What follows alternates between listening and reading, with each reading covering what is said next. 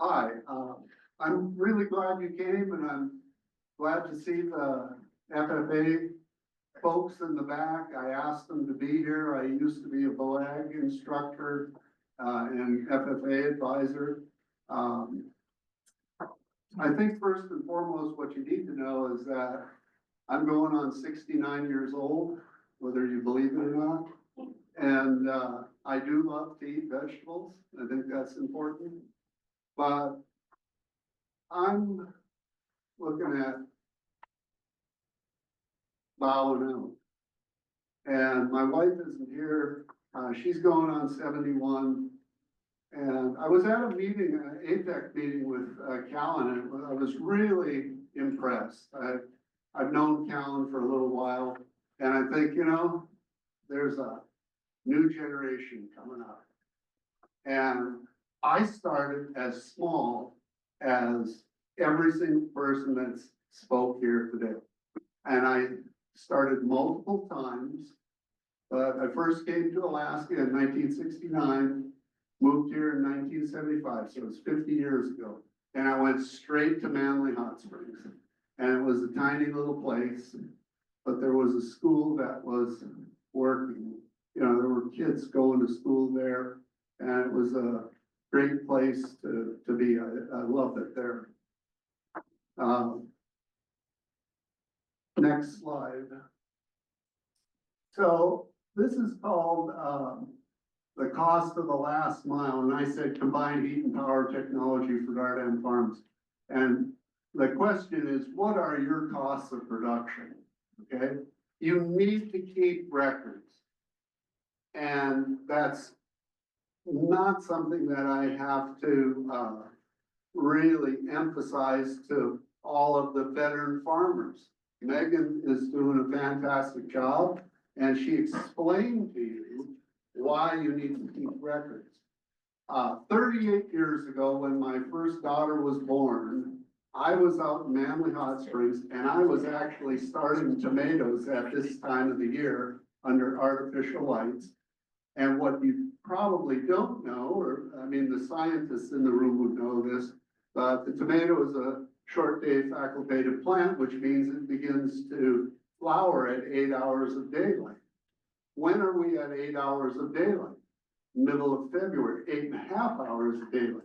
You need to know that you are at 65 degrees north latitude, or there's some, near that, because if you're down in Delta, or if you're in Nenana, if you're over in Manly, wherever you're at, you need to know something about light. And that way, if you do, you'll have a greater understanding of why things grow as rapidly as they do.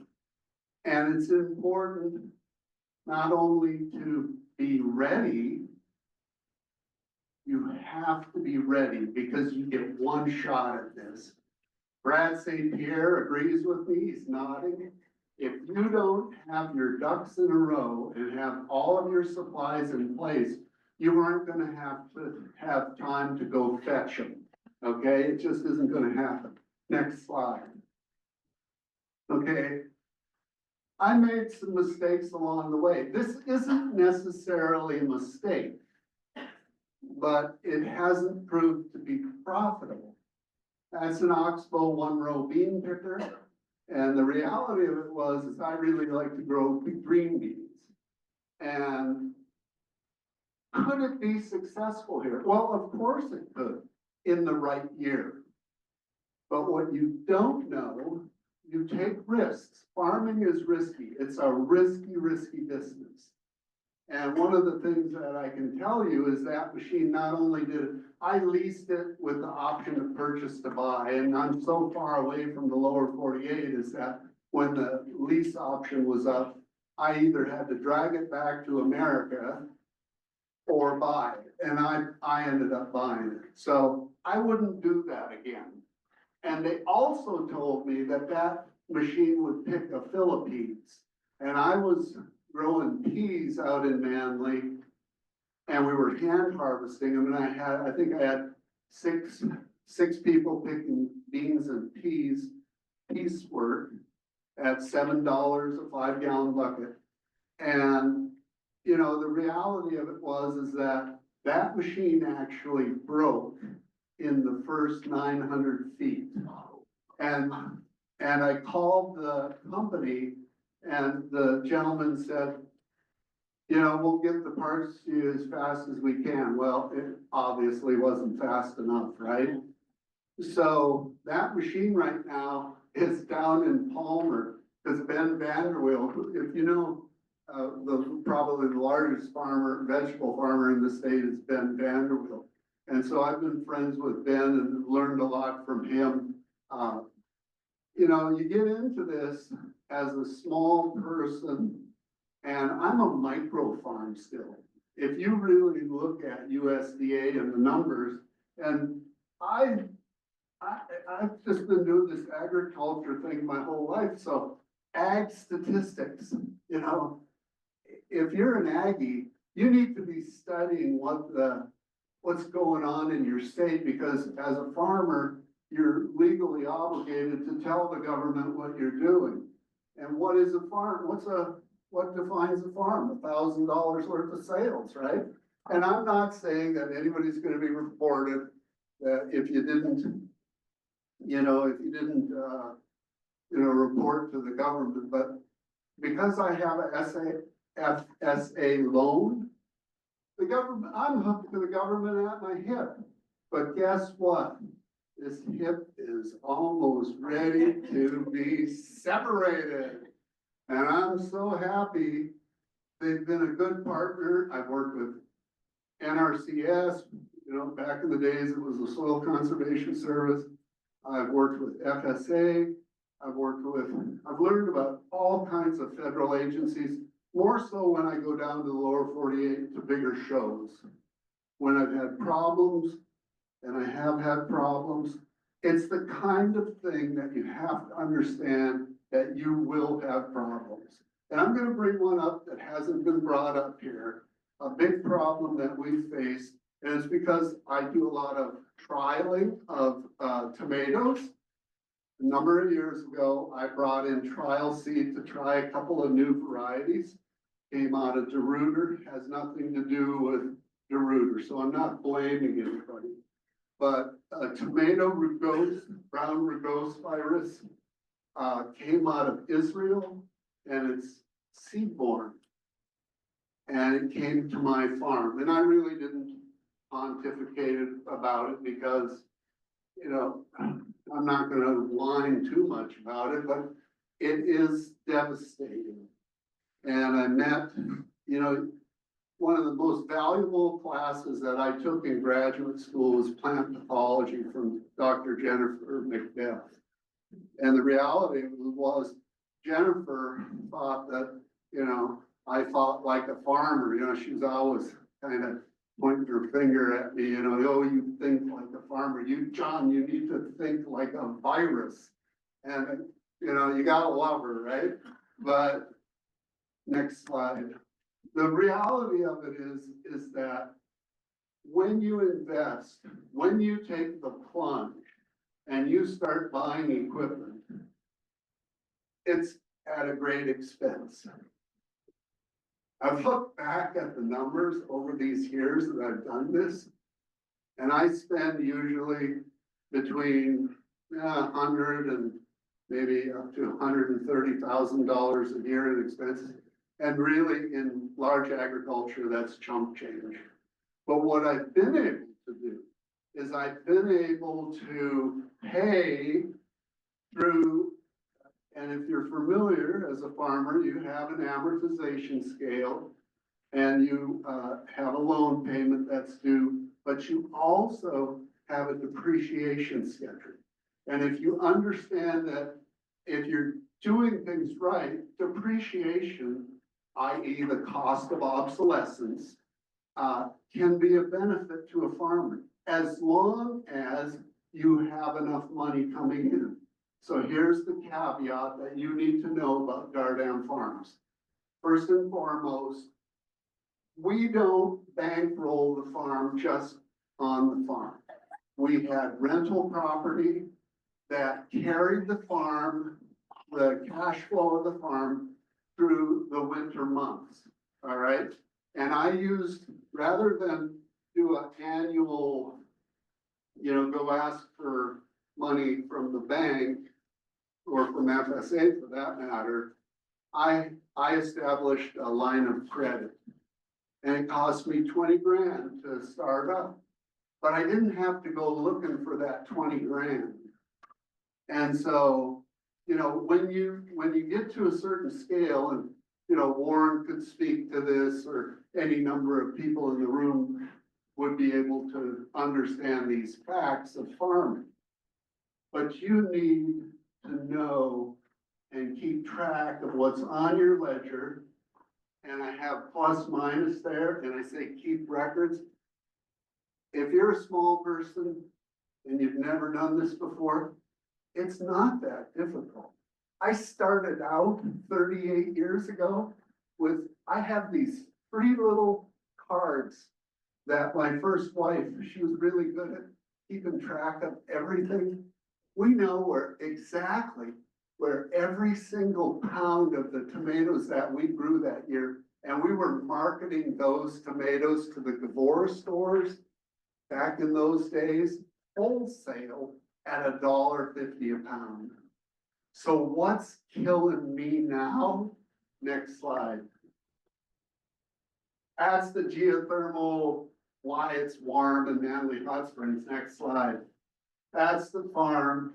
It's cleared more now, but we have the commercial house up here. We moved that high tunnel. We have high tunnels over here. All that's land is cleared. That was gonna be an orchard, still isn't. That whole thing, what was my biggest mistake? I'll admit it to you.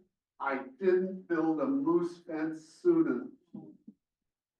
And I'm telling you what, the corn farmer in the room, you don't think moose are gonna learn how to eat corn? They will. By God, I had a beautiful crop of corn out there a number of years back.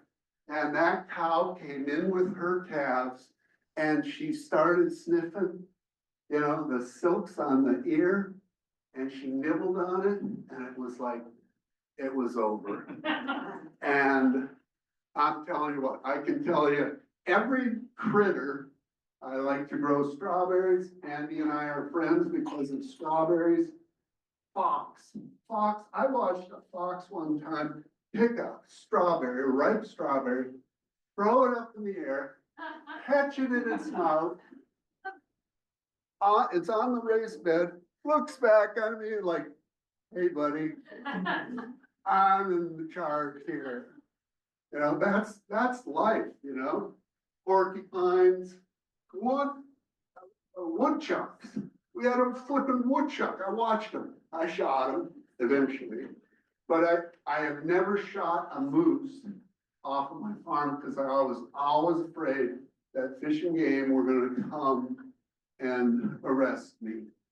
So I never did. So I always took the loss, and it's huge. So major mistake. If you can invest in a fence, a good fence, 8 foot high, reinforced, do it right, you have to depreciate fencing for those that are familiar with it. It has to technically, I don't know, maybe you could not tell your CPA, but if they're a farm CPA, they know that. Next slide. That's the geothermal anomaly. I'm right in the sweet spot. Next slide. That's an expensive thing to do, drilling. Every one of you need water, and you need water that's protected. It needs to be cased. It needs, the annulus has to be sealed. All right. You can depreciate the cost of that. Next slide. So what are we trying to do? This is basically our growing season. Look, you might plant some things up here, but you're really getting together here, and you're going, and we're gonna go in here, okay? Finishing up. I like to be in Hawaii on November the 1st with Jody Scharfenberg. What's that? Oh, we're not gonna tell them we meet up there? Okay, next slide. So what are we trying to do in these greenhouses and high tunnels and whatnot? Season extension requires even distribution of heat as well as humidity control, especially at this time of the year. Tight greenhouses in the spring need CO2. So where are you gonna get the CO2? Well, typically you put in a propane burner. They make them, Johnson Controls makes them, and it puts CO2 into the greenhouse because it's held so tight. It uses up all the, plants take in CO2, they give off oxygen, right? That's photosynthesis. So we won't go into that. Next slide. Okay, so what was Dardan Farms gonna do? It was gonna be a year-round business. It was gonna produce vegetables in the summertime, and I was gonna employ my workers to work in lapidary work, making jewelry in the wintertime. Agriculture and mining. And I'm a rock collector. I'm going down to the gem show in February here. But anyway, it didn't happen. I'm sorry, folks. Things in your business plan you think are gonna happen, it didn't happen. And you know what? We still survived. Look at that number up there, 60 cents a kilowatt hour. When I first had this, I did a conservation innovation grant. It was for 75 grand. I put up 75,000 of my money, 75,000 from the grant. A ton of work, a ton of reporting, a ton of drug and alcohol, testing and all these things. Had to have pay a doctor's office that did that kind of stuff. Electricity in Manly Hot Springs now is over $1 a kilowatt hour. It's inflation. It's tough. It's been very tough for Manly Hot Springs since COVID. Very tough. Next slide. So I updated this. I said electricity is over $1, and that's for commercial. I pay commercial. I use a 1.5 pump. I'm looking at, I either have to change the size of my pump, so I'm not using so much electricity. I won't have the volume of water. I used all methods of irrigation when I did furrow irrigation, I did sprinkler irrigation. I finally went to drip irrigation. I should have started, another mistake. It's not really a mistake. It's just that it's the way it worked out.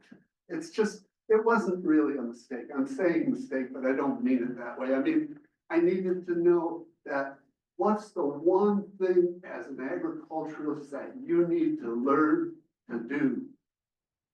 CHANGE, change.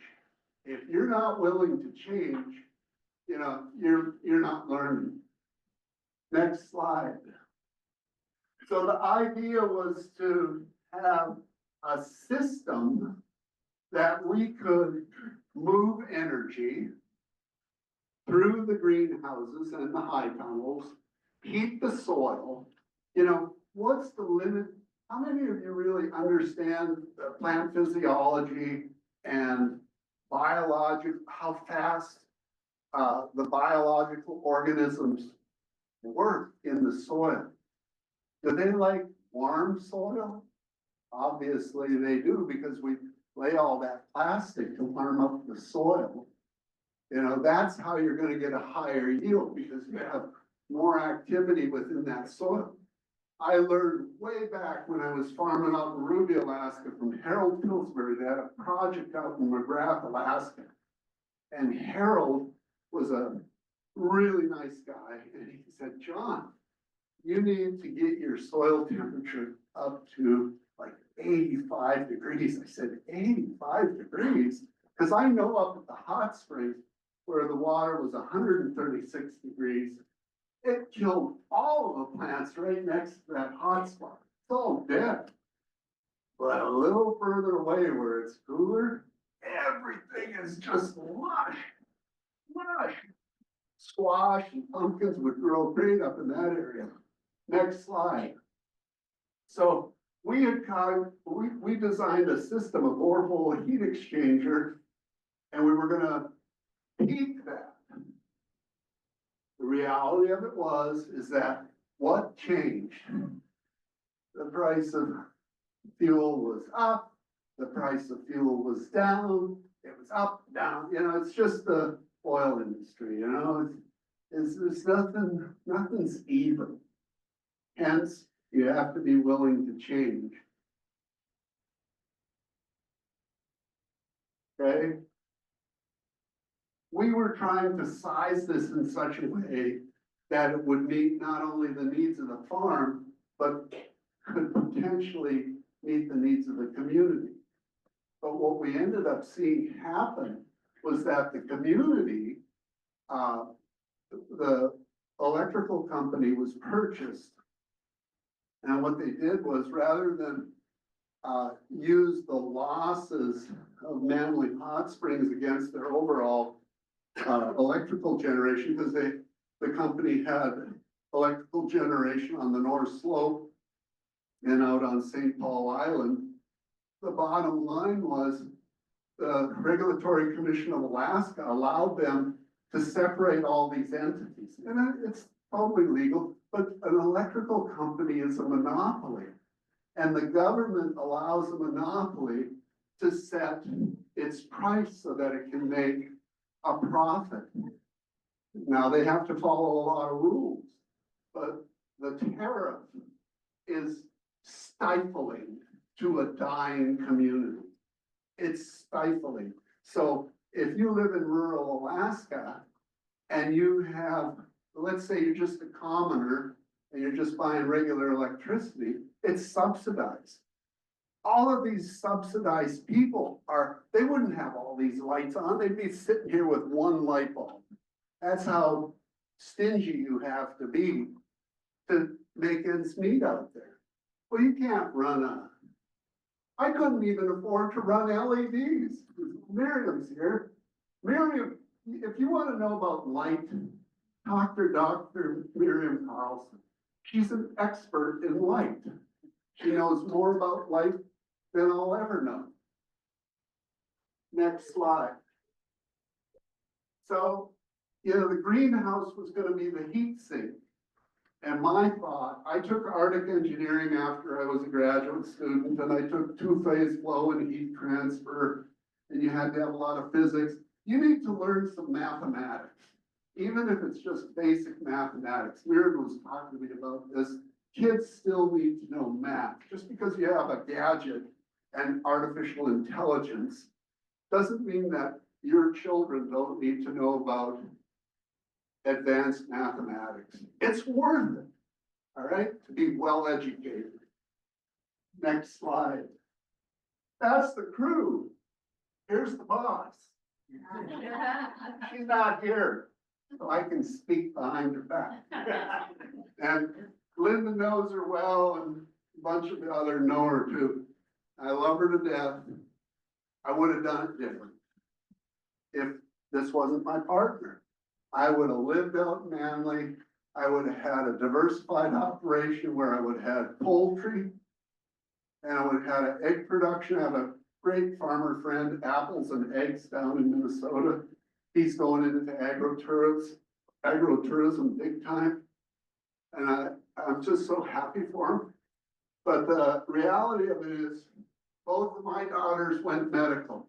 This was the one that was born 38 years ago. This one's 34. And God bless them. They're doing okay. Next slide. So I'm almost there. Look at the visual. Look at the visual. I don't even have to speak.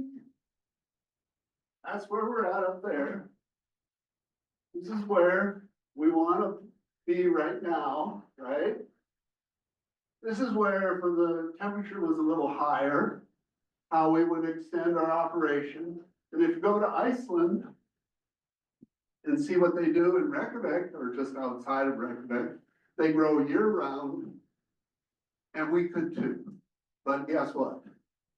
I'm 69 years old.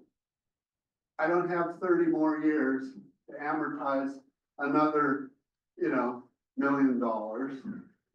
And do I feel bad about spending a penny of it? I'd do it all over again. And you know what?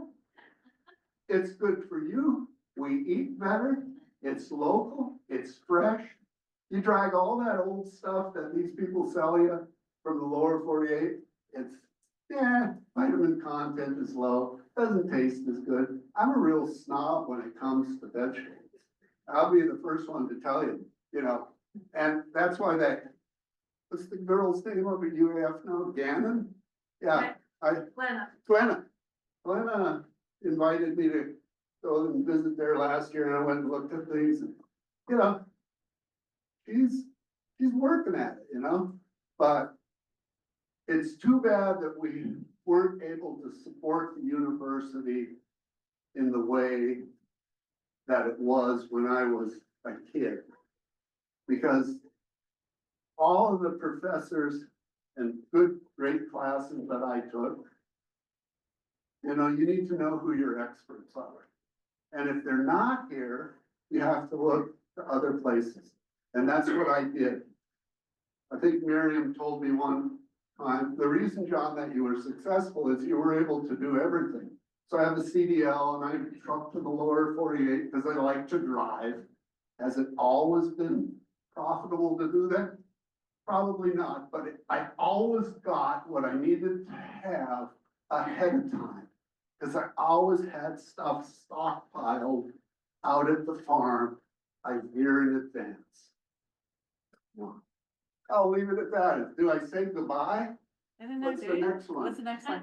Oh, okay. Simple, okay?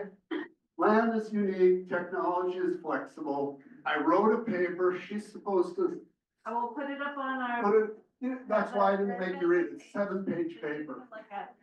Yeah, and I'm not that great of a writer, but maybe Miriam will look at it and she can make it better. But I wrote you a paper. The farm bought this to replace the bigger truck. And the reality of it is, it's up for sale. I'm gonna sell it. Why? Because it didn't do what I think it should do for me. Our refrigeration's in North Pole, and we have a little bit of refrigeration out in Manly. We write off a percentage of the home and offices in North Pole. You gotta know, if you're gonna farm, and you wanna grow. The state asked us one time, well, are you gonna expand? And what did I say?